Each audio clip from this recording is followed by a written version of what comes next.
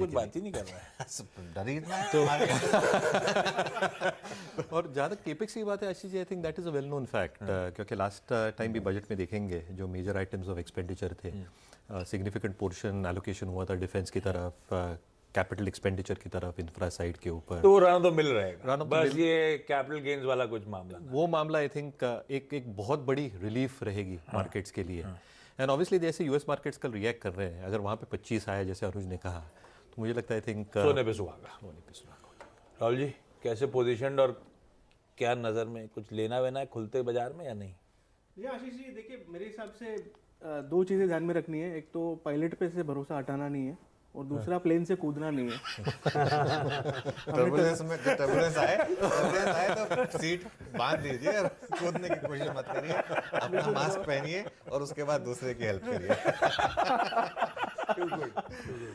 सो देखिए, मेरे हिसाब से 4 महीने के एक्सट्रीम पर है एफआई शॉर्ट्स और रिटेल लॉन्ग्स। 1 लाख शॉर्ट हो गया है और 1 लाख 1 लाख रिटेल का लॉन्ग हो गया है। 1,03,000 रिटेल लॉन्ग, 96,000 और एफआई शॉर्ट। हाँ हाँ।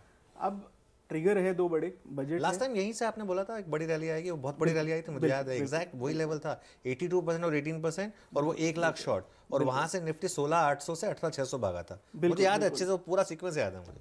Thank you. So importantly trigger भी है, एफओएमसी मीट है प्लस बजट है। मेरे हिसाब से मार्केट्स ने बहुत लो एक्सपेक्टेशंस रखे हुए बजट में। आप इंडिया विक्स भी देख लो, आप इंडिविजुअल सेटअप्स देखो, मार्केट में अच्छा खासा शेकआउट हो चुका है। मेरे हिसाब से कुछ भी अगर नेगेटिव नहीं आता है, यानी कि मार्केट यहाँ से रैली करेगा। मुझे लगता है जब तक, जैसे आपने कहा, 17,410 17,405 टूटता नहीं है, कोई पैनिक नहीं होगा मार्केट के अंदर, और बहुत ही अच्छी संभावना है कि 18,000 18,200 तक की रैली हमें आने वाले 2 से 4 सेशन में देखने को मिले। तो मेरा ध्यान तो यहाँ पर बुलिश है। मेरे हिसाब से worst is behind us. Okay, worst is behind us. चलिए अब देखते हैं भाई, एक ही चीज ढूंढनी है, कैपिटल गेन्स को लेकर कोई छेड़छाड़ नहीं भाई। हर्षदा के पास चला जाए, बिल्कुल। जरा बाकी टेक पंचायत में सारे एक्सपर्ट्स जुड़े हुए हैं, कुछ बढ़िया सी स्टॉक पिकिंग हो जाए। बिल्कुल। Harshada, over to you. शुक्रिया आशीष। जी हाँ, सब लोग तैयार है। गावा साहब बताइए, आज का टॉप कॉल प्री बजट क्या रहेगा? और आज का टॉप कॉल मुझे लगता है ध्यान देना चाहिए, सेफ्टी मार्जिन थोड़ा हाई है, उसके हिसाब से मैं कहूँगा कि हेवल्स इंडिया, इसका चार्ट स्ट्रक्चर तो बढ़िया है, बेस बना हुआ है, पॉसिबल है कि यहाँ से एक अपमूव मिलना चाहिए। ट्रेड कर रहा है 1182 पर हेवल्स इंडिया, एक अपमूव मिलना चाहिए। टारगेट होगा 1200 1210 तक, स्टॉप होगा 1175 हेवल्स इंडिया। ओके, तो 1200 1210 तक हेवल्स पर एक बाय कॉल आता हुआ। सचिदानंद, आपने क्या चुना है आज सुबह के लिए? Good morning Harshada and good morning to all of you. मुझे लग रहा है यहाँ पर पिरामिड एंटरप्राइज पे ध्यान देना है। लगभग 7 हफ्ते की कंसोलिडेशन का यहाँ पर एक ब्रेकआउट एस्टैब्लिश हुआ था कल के सत्र में, अच्छा शॉर्ट कवरिंग कैंडिडेट है। एंड कहीं जाकर जिस तरीके से पॉजिटिव क्रॉसओवर है अपने 5 and 20 एक्सपोनेंशियल मूविंग एवरेज में, तो मुझे लग रहा है एक अच्छी स्क्वीज यहाँ पर ऑलरेडी एस्टैब्लिश्ड है। सो लगभग 900 920 के आसपास के स्विंग्स में फर्स्ट हाफ में ही एक्सपेक्ट कर रहा हूँ। अगर मार्केट पॉजिटिव रह जाता है तो लगभग 840 के स्टॉप लॉस के साथ यहाँ पर फ्रेश लॉन्ग्स अग्रेसिवली ऐड करने की सलाह होगी। 900 920 एक आइडियल जोन होगा जहाँ पर आपको मुनाफा बांध देना चाहिए। ओके, तो यहाँ पर प्रॉफिट बुकिंग के भी लेवल्स आ चुके हैं, 900 920 के आसपास आए तो मुनाफे बांधने की तैयारी कीजिएगा। इनफैक्ट आप सबको पहले मुझे कहना चाहिए था कि welcome to the studio and Manas, welcome to Mumbai. बताइए, लखनऊ की तुलना में यहाँ का तो गर्मी तो नहीं लग रही आपको? नहीं नहीं एसी बढ़ा देंगे? बिल्कुल नहीं गर्मी लग रही है, और बहुत अच्छा क्लाइमेट लग रहा है, क्योंकि काफ़ी पेनफुल ठंडक थी इस बार लखनऊ में जी। तो काफ़ी बेहतर लग रहा है क्लाइमेट यहाँ पर। तो good morning Harshita ji, good morning everyone. देखिए, M&M पे खरीदारी करने की राय रहेगी, क्योंकि M&M में अगर आप पैटर्न देखेंगे तो एक बहुत ही इंपॉर्टेंट लेवल्स जो मेरे ख्याल से 1350 1360 की रेंज में थे, M&M ने उसको ब्रीच किया है। अगर आप मंथली चार्ट देखेंगे तो वो एक फ्लैग पैटर्न का ब्रेकआउट है, तो इंपॉर्टेंट ब्रेकआउट है, तो खरीदारी करने के मौके होंगे। 1349 के स्टॉप लॉस से खरीदारी करेंगे 1430 के टारगेट के लिए। ओके, तो ये भी देखिए एक तेजी वाला ही ट्रेड अनडाउटेडली M&M रेडार पर तो वैसे भी रहेगा। अगर रूरल पुश और आता है या फिर ऑटो सेक्टर के लिए कुछ और बड़ी सौगात आती है। राजेश पालविया, बताइए आज का top call. Good morning. Good morning Harshita ji, good morning everyone. So आज का कॉल रहेगा फर्टिलाइज़र स्पेस से। हमने देखा कि कल के सेशन में भी एक अच्छा बाइंग इंटरेस्ट बना फर्टिलाइज़र स्पेस में, और सारे फर्टिलाइज़र स्पेस में, सारे फर्टिलाइज़र स्टॉक्स में लोअर साइड से एक अच्छी बाइंग यहाँ पे देखने को मिली। उसमें चंबल फर्टिलाइज़र हमने यहाँ पे आइडेंटिफाई किया है। कल के सेशन में देखें तो एक फॉलिंग ट्रेंड लाइन का ब्रेकआउट यहाँ पे डेली चार्ट पे होते हुए दिखा है। स्टॉक अब वापस 50-डे मूविंग एवरेज के ऊपर आया है। कल के सेशन में देखें तो एक शॉर्ट कवरिंग यहाँ पे बनते हुए दिखी है। जिस तरीके के सेटअप है चंबल के, हमें लगता है 325 तक के अपसाइड के टारगेट चंबल फर्टिलाइजर फ्यूचर में आते हुए दिख सकते हैं। 302 के स्टॉप लॉस से बाय किया जा सकता है। ओके, तो ये भी देखिए एक तेजी वाला ही ट्रेड। तो जिस्ट आपके सामने है, तेजी वाले कॉल्स और ऑटो से लेकर फर्टिलाइजर से लेकर आपका थोड़ा सा फाइनेंशियल की तरफ भी पीएल के साथ फोकस आया। और गाबा साहब ने हेवल्स दिया। आशीष, थीम वही है, कैपेक्स पुश वाली, कंजम्पशन थीम वाली। केपेक्स पुश, कंजम्पशन, उससे जुड़े स्टॉक्स रेडार पे। बाजार में कहा जाता है आपको टाइम करना आना चाहिए, हालांकि मुश्किल काम है उसमें, तो उसके लिए नहीं। मानस ने पूरे एफपीओ के समय छुट्टी मार ली। हाँ। आज जब सब कह रहे हैं दिन ऐसा है कि जब तेजी आएगी मानस लौट आए। हाँ, नहीं वो ऐसी टाइमिंग करनी नहीं टाइमिंग अच्छा एक्चुअली पता है ये एक्चुअली मार्केट में बहुत बड़ा मिथ है कि time in the market is important, more important then timing the market.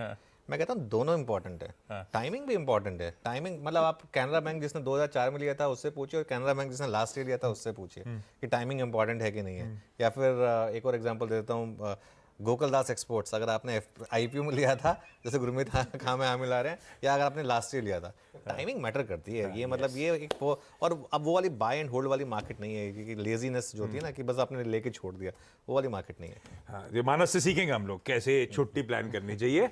लेकिन अब दिल्ली चलने का समय, अब जानना है कि अब क्या क्या की थीम से हम लोग मेंशन कर चुके हैं पिछले कुछ दिनों से। टैक्स पे नजर, एम्प्लॉयमेंट जनरेशन पे नजर, इंफ्रा स्पेंड्स पे, रेलवे पे एक्स्ट्रा थ्रस्ट देने पर, और इस समय एग्री और रूरल डिस्ट्रेस को एड्रेस करने की कोशिश।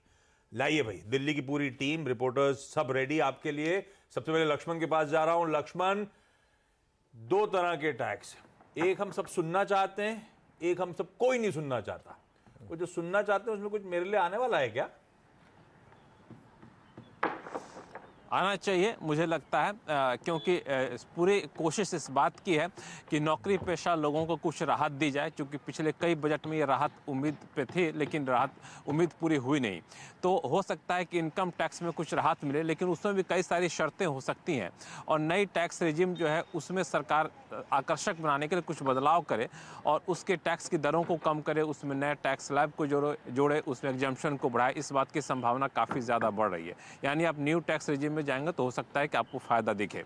दूसरा, जो नहीं सुनना चाहते हैं, long term capital gains tax, उस पर चर्चा काफ़ी ज़्यादा हुई है, और उसमें जो बदलाव किया जाएगा हो सकता है वो बदलाव नकारात्मक ना हो, सकारात्मक हो, उसकी जटिलताओं को कम करने की कोशिश की जाए। हालांकि फाइन प्रिंट्स में अगर कुछ निकलता है नकारात्मक तो देखने वाली बात होगी। एक और टैक्स संक्षिप्त में बता दूं कि आत्मनिर्भर भारत की तरफ बढ़ते हुए सरकार जो है कई सारी चीज़ों पर इम्पोर्ट ड्यूटी जो फिनिश्ड प्रोडक्ट है उस पर घटा सकती है, ताकि घरेलू उत्पादन को बढ़ावा दिया जा सके।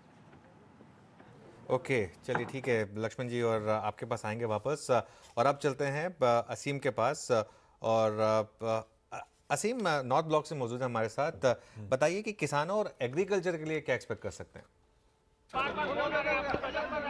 देखिए, वित्त मंत्री अभी बाहर आने ही वाली हैं थोड़ी देर के अंदर, और आप देख पाएंगे उनको फोटो ऑपॉर्चुनिटी होता हुआ। उसके बाद वो यहाँ से राष्ट्रपति भवन के लिए निकलेंगी। और खासतौर पे अगर आपने टैक्स की बात की तो मैं बता दूं कि इस बार हो सकता है कि किसानों के लिए काफ़ी कुछ निकल करके आए, क्योंकि काम राज्य अभी 9 राज्यों के अंदर चुनाव आने वाले हैं, और खासतौर पर 2024 में फिर से चुनाव है, तो उसके लिए किसानों के ऊपर ज़्यादा सरकार का इस बार फोकस आपको देखने को मिल सकता है। खासतौर पर इकोनॉमिक सर्वे ने ये कहा कि एग्रीकल्चर सेक्टर को पुश किए जाने की ज़रूरत है। इसमें प्राइवेट इन्वेस्टमेंट आना शुरू हुआ है, ग्रोथ बढ़नी शुरू हुई है, 9% से ज़्यादा की ग्रोथ देखने को मिली है, लेकिन अभी इस ग्रोथ को बढ़ाए जाने की ज़रूरत है। तो वहाँ पर आपको एग्रीकल्चर इंफ्रास्ट्रक्चर फंड के लिए और फिर किसानों के लिए जो स्कीम है उसके अंदर 2000 रुपये बढ़ सकते हैं। और खासतौर पर अगर बात करूँ मैं टैक्स जो स्टार्टअप्स हैं एग्रीकल्चर सेक्टर में लगे हुए, उनके लिए भी टैक्स इंसेंटिव्स आपको देखने को मिल सकते हैं। तो अभी वित्त मंत्री थोड़ी देर में अपना वही खाता लेकर के यहीं से बाहर आएंगी, फोटो अपॉर्चुनिटी होगी, उसके बाद राष्ट्रपति भवन जाएंगी, वहाँ से उनसे एक परमिशन लेंगे, और उसके बाद